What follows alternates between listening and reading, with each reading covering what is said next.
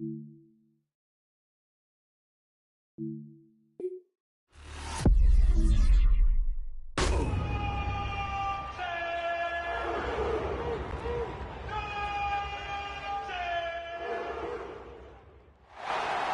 coach Todd Monken readying his Browns offense as they head out for their next series. And in a tie game, we've been sensing a breakthrough coming, Brock. Might this be the drive where we finally see one side get the edge over the other? Well, if it is, Kate, you know and I know it's about play-to-play execution, and more than likely, making sure they can convert in some of those situational downs. That's caught. Here's Quinshawn Judkins. And he'll take it up to the 30 before being brought down. Kid, I don't know why every once in a while I'll get these little flashbacks, but a little play like that just flashes me back to the preseason, my first preseason. And one of the veteran QBs said, hey, Brock, whatever you do, just find completions. You will never go broke taking a profit. Go get a completion. They're at a premium in this league. So first down from the 41. And the Browns first down. He's going to throw this one. Batted away at the line, incomplete. Didn't put it high enough to get it over that line. Second down coming up. Incomplete. It leads to 2nd and 10. Back to throw. And that one's going to be incomplete. Third down coming up. I can promise you that is a throw, and it's a quarterback when it leaves your hands. You do not want to flirt with as this game goes on. That is a prime one that DB can cut off and take the other way. Eddie Judkins on the drop down. And this is going to go for a gain of 6, but it's not enough. Defense doesn't let him get past.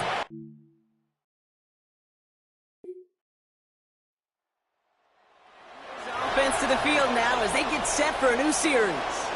Well, here it is, Kate. This is a weekly payoff to all the work you do behind the scenes. All those bonus reps as you stick around and try to develop that chemistry. Think Tom Brady and Deion Branch in the mid-2000s. Communicating from just glances and subtle nods.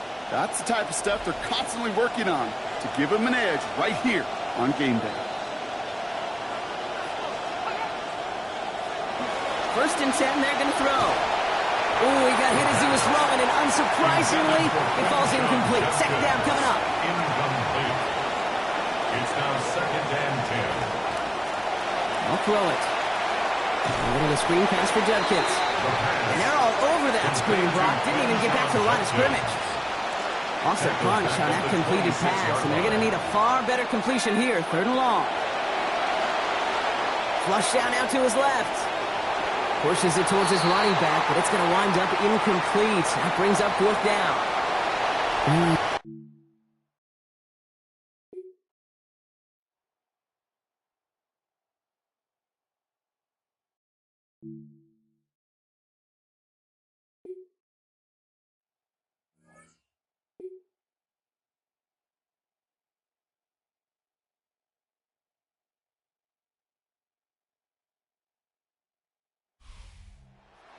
Win.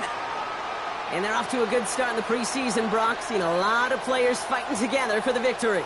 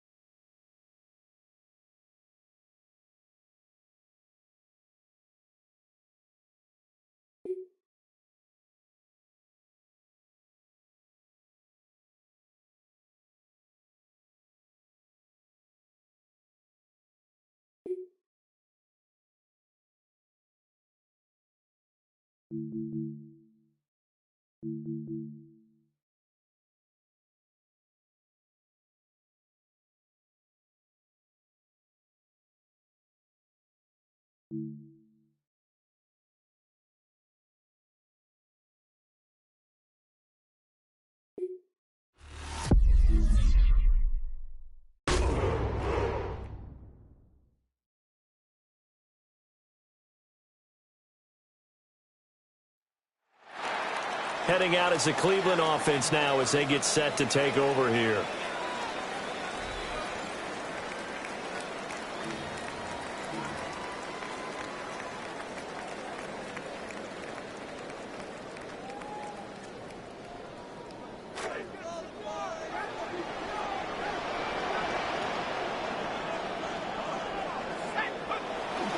They'll start on the ground with Judkins.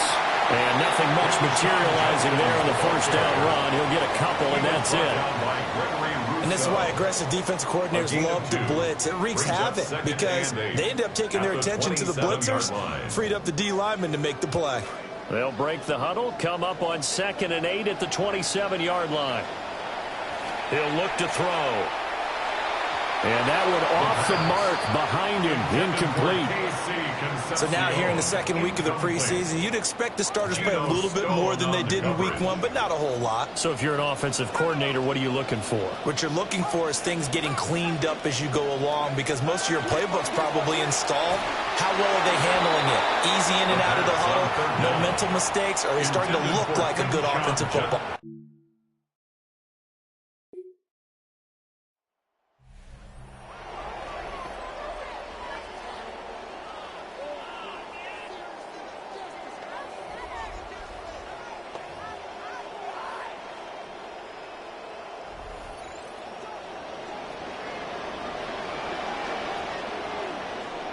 They'll come out throwing here on first down. Oh, this one incomplete. The pressure got to him as he released it. And it's 2nd down. The coverage by Dorian Williams. Now back to throw. Setting up a screen for Judkins. They'll get only 3 there, so it leaves him with a 3rd and 7 ahead. Good reactions there defensively. That screen was a little slow in developing, and they shut that one down with little gain. On 3rd down, he'll drop to throw. And that is incomplete. Every offense tells you they want to come out and start.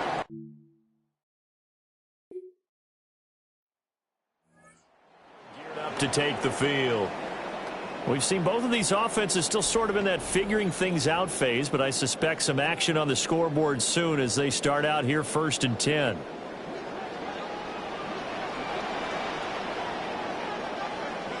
Back to throw now in his own end zone. It'll be a gain of 5, and it'll be 2nd down. Nothing fancy on 1st down, but a very consistent type of a play. Hit that slant. A lot of people call it an extension of the running game, and it can be if that pass is completed, because you hit a guy on the run like that, you often can go for big yardage. Sets him up nicely for 2nd down, staying ahead of schedule. That was not a real confident throw right there, and he's just 2 of 7 to start the game. Now he's going to have to find a groove with a big 3rd down coming up. Let's see if his confidence can increase. Out of the gun now on 3rd down. And he fires one, but incomplete. Well, based on what we've seen so far, I don't think you can even call this an off day anymore. Getting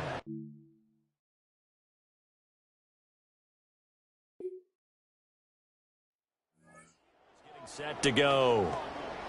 Still in the first half, but this offense has struggled. Haven't really been able to get anything going, not only in the points category, but in the yards category. We'll see if they can do better here on this drive. They'll try and start this drive in the air. Eluding the pressure right. This will be caught. Judy. And he'll be brought down with a penalty flag on the field. It was a late decision to throw, and it might have been too late. So the big gain, all for naught for the offense. That yellow flag is going to bring it back. Oh, what a tough look for the offense because they see all that yardage lost and that ball's walked back and then some behind the original line of scrimmage. And that'll be incomplete. Took a pretty good shot as he tried to pull that one in. Couldn't hang on 3rd down. Incomplete. It's now 3rd down and 14. From deep in their own territory, they look to throw. To the sideline. Wow, what a catch. Doesn't get a lot out of it.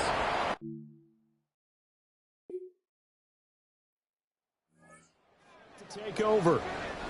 See if they can put this drive in the end zone, Charles, because it's been a little bit of a rough go at times. They've had to punt the football a ton in this ball game because of stalled out drives. So are you saying that you're kind of tired of seeing the punter run out there and do his thing during this game? Is that what you're trying to say? Well, I mean, I'm okay with it. I have a feeling that this offense, they don't want to see the punter again. And frankly, the punter doesn't want to run out there anymore himself. He'd love to see his offense put together a drive and give his leg a rest. Well, he'll be stopped at the 35, but not before he picks up 7 yards. And we see another pitch and catch there to the running back. This position just continues to evolve. They become just as critical to the passing attack as a lot of receivers, tight ends, because it's in the open field can really generate big plays for an offense.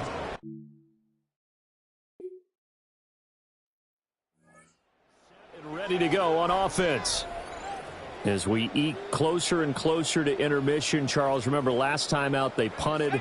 They would love to get points here, especially if this is going to be their final possession of the first half. Yeah, and this is what close games feel like because the pressure is on both sides, but sometimes the pressure is a little bit higher on the team with the slight edge because they're trying to hold on to that, trying to increase it. Let's see how this one continues.